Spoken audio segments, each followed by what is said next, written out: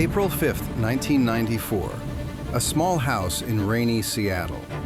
Grunge music was conquering the world, but its leader, Kurt Cobain, ended his life with a shotgun. He was only 27. From that moment, whispers began about a deadly club, the 27 Club. A dark list no one wants to join, yet countless musical geniuses have been pulled into it, like an invisible curse haunting them. From America to Europe to Asia, millions of fans still shiver when they think about this fatal number. Today, we turn the pages of music's darkest history, with chilling stories, conspiracy theories, and secrets revealed only decades later. If you've never heard of it, especially you young listeners, prepare yourself. This story may keep you up at night.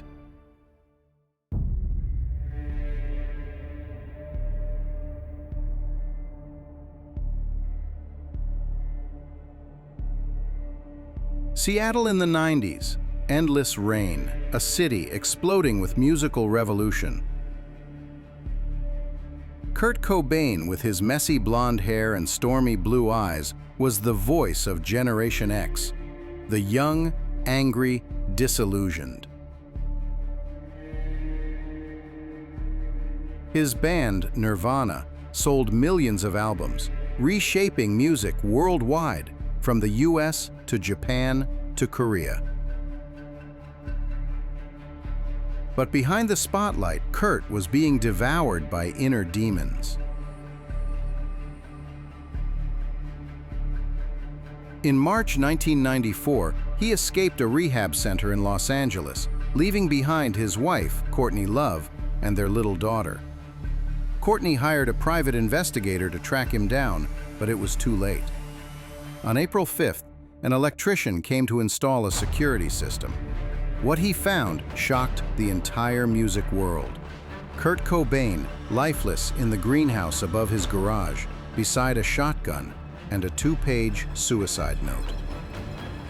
"I haven't felt the excitement of listening to or creating music in many years," he wrote. "I feel guilty toward all of you, the fans.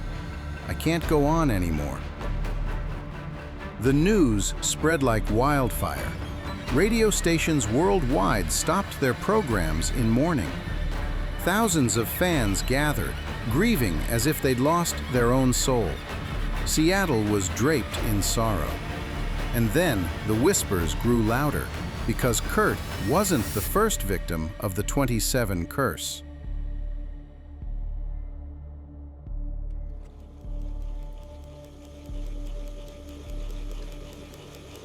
But this so-called curse began long before Kurt. Let's rewind to 1938, to Robert Johnson, the grandfather of the blues. Rumor has it he sold his soul to the devil at a Mississippi crossroads in exchange for supernatural guitar skills.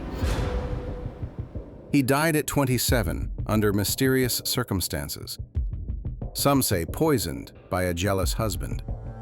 That legend became the opening chapter of the 27th myth, haunting music forever, influencing artists from Led Zeppelin to Eric Clapton. Years later, researchers suggested he died of syphilis, but the devil's bargain myth endured, scaring young musicians to this day. Then came the explosion of the 60s and 70s. July 3, 1969, Brian Jones of the Rolling Stones drowned in a swimming pool under suspicious circumstances, sparking theories of foul play after tensions with the band. September 18, 1970, Jimi Hendrix, the greatest guitarist of all time, choked on sleeping pills in London. Conspiracies whispered he was murdered over multi-million-dollar disputes. The white lighter curse was born when he was allegedly found with a white lighter in his pocket. October 4, 1970, Janis Joplin, the Queen of Blues, overdosed on heroin in Los Angeles. Her heroin was unusually pure, leading to suspicions of sabotage. She too was tied to the white lighter curse. July 3, 1971, Jim Morrison of The Doors was found dead in a Paris bathtub. Official cause, heart failure, but no autopsy was performed, fueling theories that he was murdered or even faked his death. The list grew. April 5, 1994. Kurt Cobain, with conspiracy theories accusing Courtney Love of murder and doubts about his suicide note's authenticity. July 23, 2011. Amy Winehouse, dead from alcohol poisoning.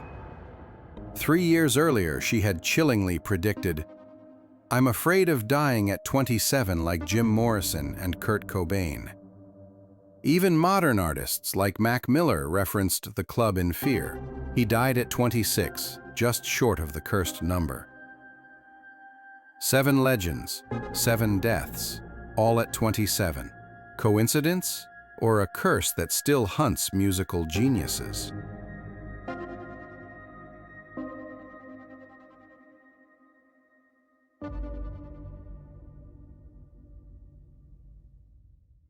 Sociologists, like those cited in a 2011 British Medical Journal study, argue there's no real curse, just coincidence. But they admit the pressures of fame at 27 are lethal. Money, obsessive fans, loss of privacy. Similar to how social media now drives influencers and K-pop stars into depression. Doctors point to substance abuse. Nearly all members of the 27 Club battled drugs or alcohol, from Joplin's heroin to Hendrix's LSD. Psychologists talk about self-fulfilling prophecy. Knowing about the curse makes young stars subconsciously live into it, just like Amy Winehouse's chilling prediction. Other theories lean mystical. The white lighter curse in cannabis culture, a supposed omen of death. Astrology's Saturn return, a cycle at 27 to 29 years that brings turmoil and transformation. Or the age-old legend of Robert Johnson's deal with the devil, fueling conspiracy theories that dark forces truly stalk the music industry. Whether myth or reality, statistics show musicians die young 2 to 3 times more often than the general population. The curse has become a cultural symbol, reminding us that fame can be as deadly as it is glorious.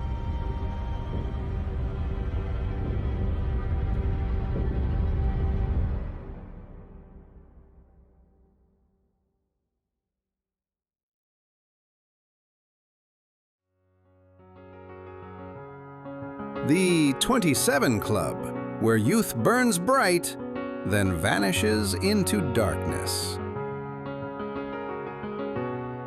They left at their peak, but their legacy is eternal. Robert Johnson's Haunted Blues. Brian Jones's Riffs. Hendrix's Magical Guitar.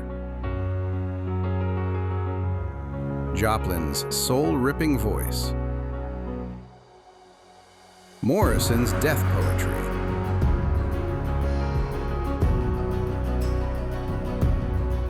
Winehouse's tear-soaked soul.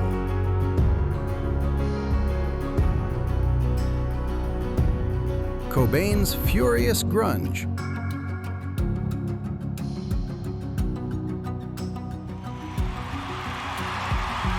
Their music still lives on, touching billions worldwide. But is 27 truly cursed, or just the shadow of fame dressed up in myth and conspiracy? For today's generation, the pressures remain, whether on TikTok or the biggest stages. If you're a fan, share which of their songs changed your life, or which conspiracy theory chills you the most.